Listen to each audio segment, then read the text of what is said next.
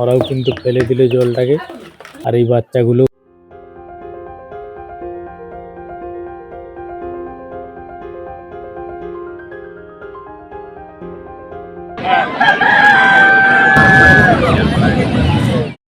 এখন সবে দুপুর, আর আমি মুরগির বাচ্চাগুলোকে দিয়ে দেব গম আর পরিষ্কার জল।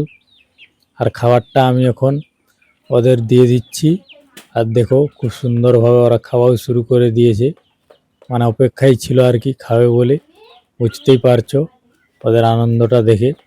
আমি কিন্তু খুব খুশি হই, কারণ ওদের দেখাশোনা করি খুব সুন্দরভাবে। তাহলে চলো এইবার আমি তোমাদেরকে দেখাই। এইবার ব্ল্যাক ফাইটারের বাচ্চাগুলোকেও খাবার দিয়ে দেব, তার কারণ ওরাও অপেক্ষা করছে খাবার খাওয়ার জন্য।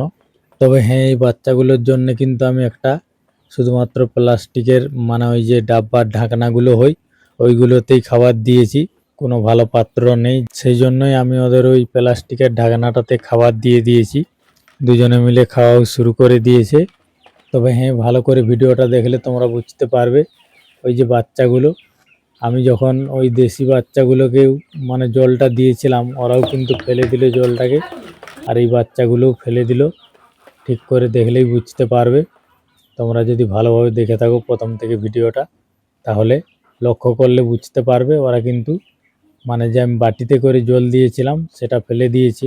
সেই কারণে আমি আবার ওদের জন্য জল নিয়ে চলে এসেছি। আর এখন এমন জায়গাতে দিয়ে দিয়েছি যেখান থেকে ওরা চাইলেও আর ফেলে দিতে পারবে না জলটা।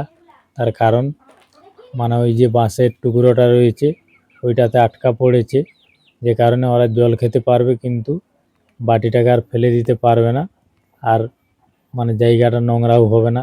আর এই যে দেখছো বাকি যে গমের টুকরোগুলো বাইরে পড়েছিল সেইগুলো খাওয়ার জন্য কিন্তু আরও চলে এসেছে একটা একদম ছোট বাচ্চার মা।